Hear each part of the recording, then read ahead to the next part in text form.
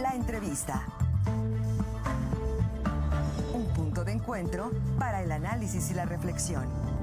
Son las 8 de la mañana con 3 minutos. Vamos a platicar. Aquí está con nosotros en el estudio el candidato, diputado, es la costumbre ya, el diputado federal, Enrique Sosa, diputado federal justamente en la Cámara de Diputados, en torno justamente a lo que ha sido el reciente cierre ya de las sesiones ordinarias en esta Cámara de Diputados. Diputado, ¿cómo está? Muy buenos días, gracias por acompañarnos. Muy buenos días, Marcos. Casi me infartas cuando me dices candidato. No, yo soy un académico. ¿Trabajando? Ahorita estamos en una aventura política como suplente. Llegué a la Cámara de Diputados y trabajando muy duro.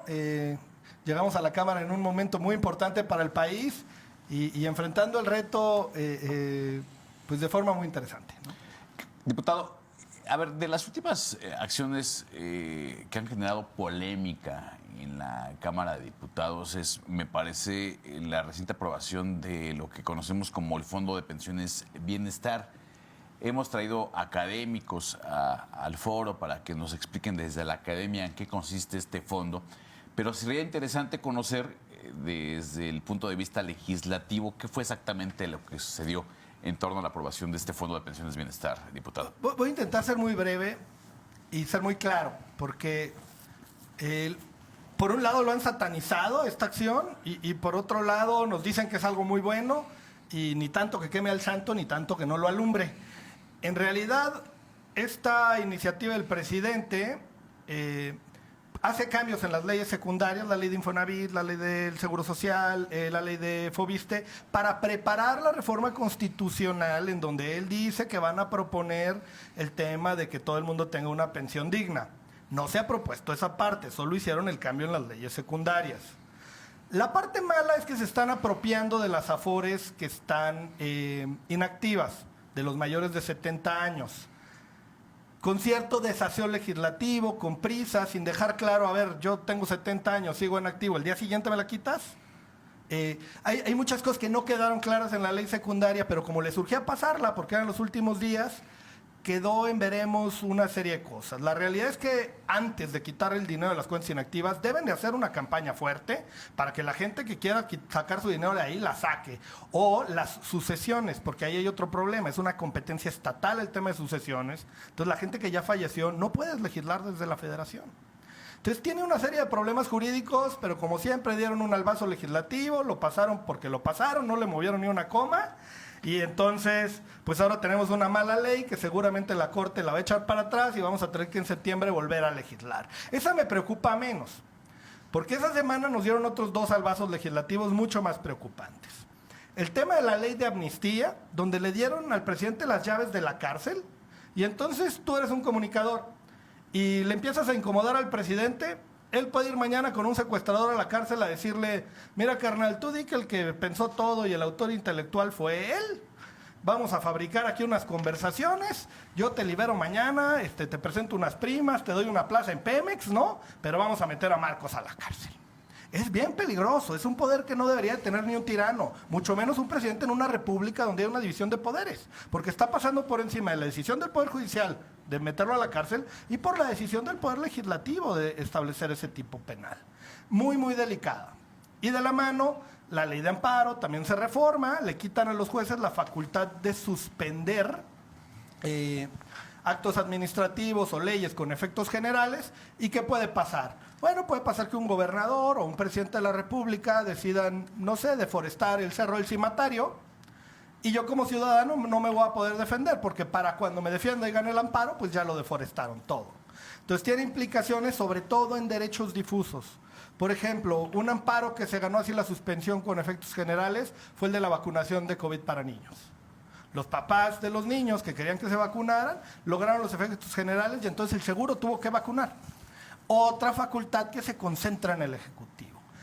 Y si te fijas, son ingredientes de una receta que vienen procesando para desmantelar la República y volver un presidencialismo imperial.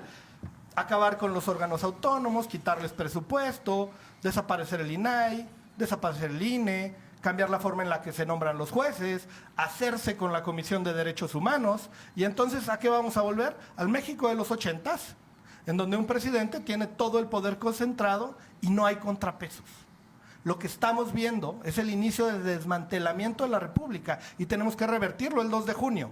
Porque si no, en octubre van a nombrar otro ministro de la Corte, ya no vamos a poder pasar acciones de inconstitucionalidad ni controversias porque van a tener 4 personas ahí que van a ser sus esbirros ahí. No, la verdad es que, por ejemplo, Lenia Batres, que no tenía ninguna experiencia judicial y que está ahí, y que de repente están hablando de un tema y presenta sus apuntes de otro y empieza a hablar de otro porque no sabe ni en qué tema está. Ese tipo de gente está tomando las decisiones del país. ¿Por qué? Porque el presidente está concentrando todo el poder en su persona. Necesitamos reformar ciertas tomas de decisiones para volver a fortalecer sistemáticamente la República. La elección que enfrentamos el 2 de junio es crítica para el país. Y en Querétaro, en Querétaro enfrentamos un dilema bien importante en esta elección. No sé si quieran platicar un poquito de eso. Justamente yo hace un tiempo leía algunas advertencias que usted hacía a la población para analizar el voto y mencionaba a estos personajes. Si nos pudiera platicar un poco su perspectiva y Sí. bueno, pues cuál es este llamado entonces que hace. Miren, como saben, yo pues los últimos 8 años de mi vida he sido rector. Antes trabajé en universidades, antes estudié en la universidad y nunca había salido de la universidad. Y es la primera vez que estoy en la política activamente, llevo 2 meses. Y algo que me ha sorprendido es que en la política no le dicen a las cosas por su nombre. Y yo sí le voy a decir a las cosas por su nombre. Morena nos está presentando 2 candidatos que son unos ampones. Hablo de José María Tapia, Chema Tapia, y hablo de Santiago Nieto. José María Tapia salió del Fonden multimillonario, acusado de desvío de recursos. El propio presidente ha dicho que el Fonden era un cochinero y por eso lo desapareció.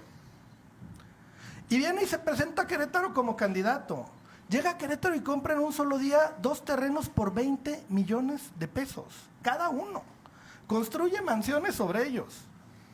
Tiene depa en Acapulco. Saliendo del Fonden montó 18 restaurantes. ¿Cómo hace un funcionario público para hacer eso? Trabajando toda su vida, diputado. No Yo sé he usted mal trabajado pensado. toda mi vida a muy buen nivel como funcionario público y batallo para llegar a fin de mes.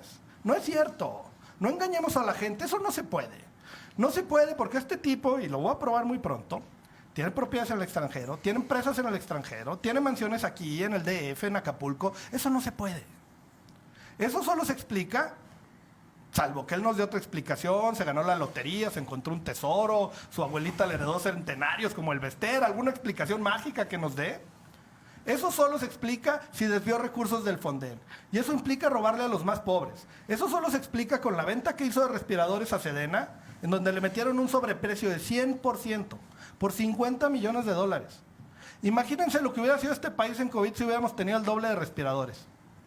¿Cuánta gente se murió por la corrupción de estos hombres? Y tienen la cara para venir a Querétaro a presentarse como candidatos. Es una vergüenza. Si no pueden explicarlo, si no puede abrir ese sobre donde escondió su patrimonio y está aquí en rectoría resguardado y nadie lo podemos abrir, si no tiene el valor para explicarnos a los queretanos cómo hizo esa fortuna, pues que tenga la decencia de renunciar a la candidatura. Porque es una desvergüenza que estemos teniendo que elegir por ese tipo de ampones y teniendo Morena buenos perfiles en Querétaro, gente que vive aquí, no que llegó ayer a buscar un botín, teniendo gente de izquierda de toda la vida, nos presentan un expriista que viene con la cola muy larga y muy sucia. Lo mismo para Santiago Nieto. A ver, en Hidalgo tienen el imperio de Huachicol. 99.6% impunidad, es decir, ningún delito se castiga. Ahí los cárteles del crimen se manejan a sus anchas. Y siendo él el encargado del Ministerio Público, y viene a Querétaro a hablarnos de lo que hacemos bien y hacemos mal en seguridad. La verdad, ¿qué cara tiene? Y no hablo ya de su patrimonio, porque ahí sí no me consta, no sabría yo explicar, no he investigado lo suficiente. En el caso de Chema, como empecé a hablar de él, me ha estado llegando información, y pues parece nopal el señor. O sea, es decir, yo creo que si lo ponen aquí en la Facultad de Biología, le van a encontrar más propiedades a él que a todos los minerales y todas las plantas que tenemos en el estado.